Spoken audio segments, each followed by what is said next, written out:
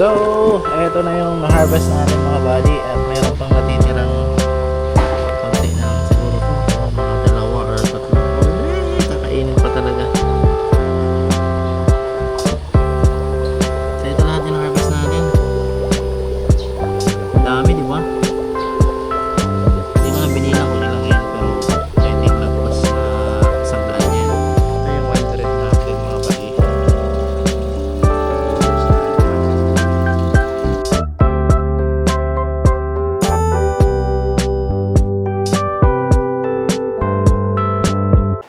Yo, what's up mga buddy? So, for today's video is Crappy Farm update ulit tayo mga buddy. And samahan nyo ako, mag-harvest tayo ng mga fry. So, daily natin yung ginagawa. And mamimili din pala tayo ng H-Bread kung may oras pa. Pero sa ngayon is harvestin muna natin yung fry ng P-Dirt, H-Bread, Wild Red. Dami natin harvestin ngayon. So, samahan nyo ako mga buddy. Simulan na natin. Let's go! So, dito na tayo mag-start mga buddy. So, kaka-harvest lang natin nung isang araw. Marami na naman to. Ayan o. Visible ba? Ayan, makikita nyo ngayon mga buddy. Harvestan natin. Tsaka dito, ang dami din eh. Let's go! So, meron ako ni-ready dito. Yung sandata natin na pang-harvest. Simulan na natin dito mga buddy. Nasabit pa. Ayan o. Ang dami. Kita nyo yan boy. Dito din. Harvestin natin. Oh. Eto na, eto na. Eh, may tubig. Walang tubig. Tignan natin ang tubig. Yan.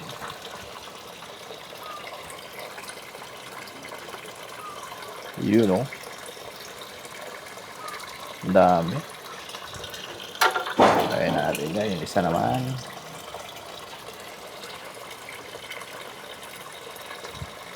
Oh.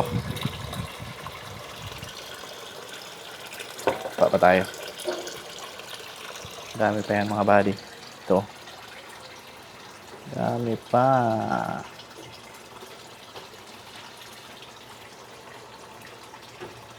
Taba.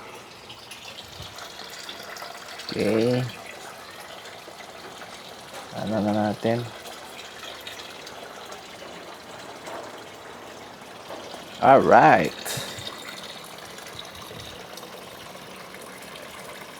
P-Dirt. See that? Tingnan nyo, ilan yan lahat. Comment down below. Kung makahula kayo nyan, meron kayong pair of guppies.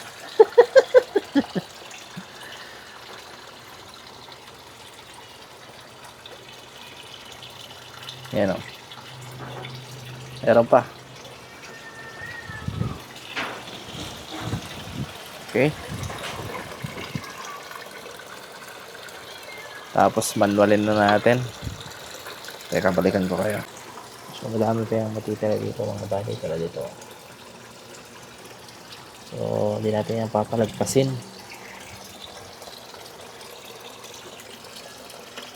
Yung mga fly. Meron pa ba? Ano ba hindi nakuha? Ito, harvest na lahat. Ayun, meron pa isa. Katakas sa pag-harvest. I think wala na. Na-harvest na natin lahat. May patay doon o isa. At ayan, lipat tayo sa wide red mga buddy. So okay na tong P-Dirt natin. Ayan, napakadami. So lagay muna natin dito para hindi mahulog. Yan, dyan lang muna yan. Kuha ka tayo ng isang lalagyan.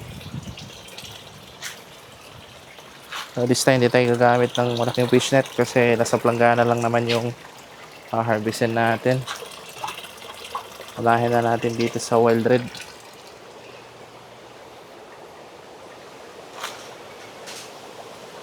Dito tayo sa wild red. At yung iba dito is lumaki na.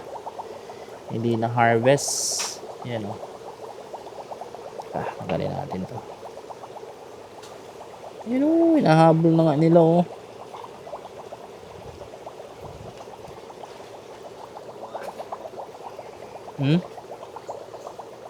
Malaki na yung iba.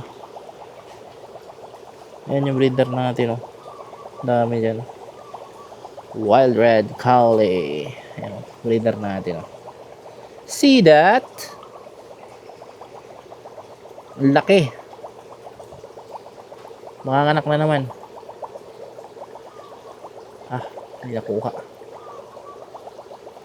Ayan. So, pag ganitong nakakailag yung mga fry na hindi sila nakakain, meaning yan, healthy yung fry. Kasi, pag gumagalaw yung tubig, nakakatakas sila. You know. Yan yung sign na healthy yung fry natin kasi hindi sila nakakahabol ng parents nila at nakakatago sila dito sa malabong na halaman. Yung halaman pala natin, yung tawag dito is water sprite. Yung mga OG natin na mga breeders, marami nang gumagamit pa rin ito. Yan o. So, ang kagandahan nito is floating plant siya. And yung fry is nakakatago talaga sila. Maganda din naman yung hornwort pero mas prepare ko tong ganito kasi shade din sa init. Yung mga direct sunlight. And mas maganda to pag direct sunlight yung halaman kasi ganito, berdeng-berde yung halaman pag direct sunlight. Yung naiilawan talaga ng kuan. So ngayon, di pa tayo naka-prepare ng lalagyan nito. For the meantime, harvestin mo lang muna natin. Saka hanapan natin lalagyan mamaya. Tropa-tropa na sila dito. Hindi na kinakain. So, nasa 5 planggana niya. 1, 2, 3, 4, 5. 5 planggana na puro wild red. So, andito yung breeders natin ng wild red. And meron pa nakalagay dun sa kabilang black box. Pero dito is puro talaga wild red yung nandito. Ng mga breeders. Mamaya papakita ko sa inyo yung mga itsura ng breeders natin ng wild red. Dami pa. Gusto ko sanang tanggalin tong halaman para mas mabilis natin ma-harvest yung fry. Kaya angat natin Papakita ko sa inyo yung isang angat lang. Uy! Di ba?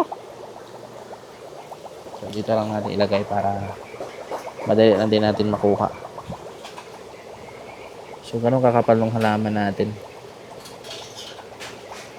Ayan.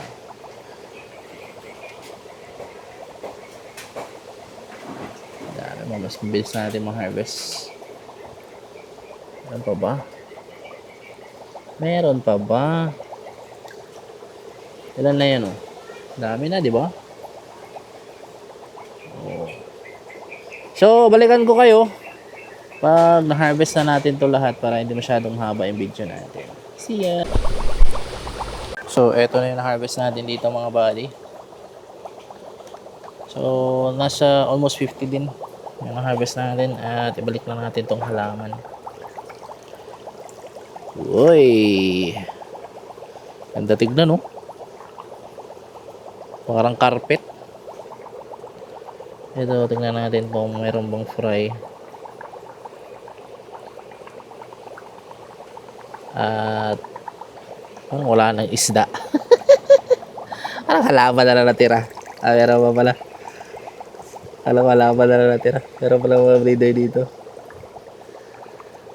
So wala silang fry. I think na harvest na to dito. So balik na natin yung halaman.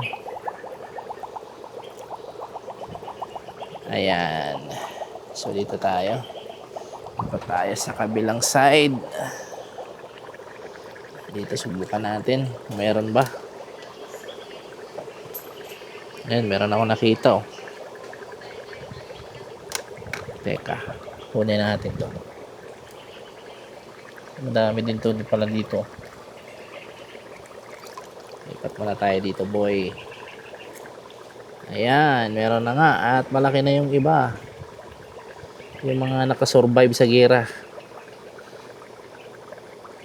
Nakasurvive na hindi nakain. Andito sila. Malaki na. Ayan o. Iba na yung size nila. Compare dun sa bagong anak.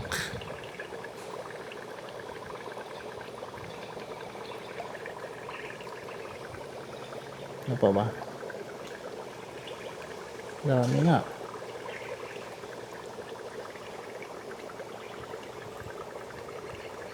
Oh. Yan. Balikan ko kayo mamaya. Kasi para di masyadong mataas yung video. So, eto na yung na-harvest natin mga buddy. At meron pang natitirang konti na lang siguro to. So, mga 2 or 3. Oh, kakainin pa talaga. So, ito lahat yung na-harvest natin. Dami, di ba? Hindi ko na binilang kung ilang yan, pero I think lagpas na 100 yan. Pa 200 pa nga siguro yan. Sobrang dami. Yan, di ba? Ang natitira konti. So, ayan. Yan yung fry ng ating wild red. Papakitaan ko rin kayo ng itsura ng breeder niyan. Para at least makita nyo rin kung ano yung mga binibreed natin dito na wild red.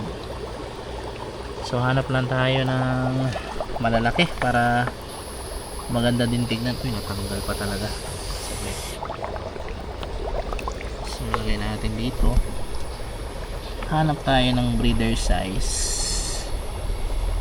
na sa tingin ko is kaaya-aya tignan. Ito, tignan natin to. Ayan. Malaki na.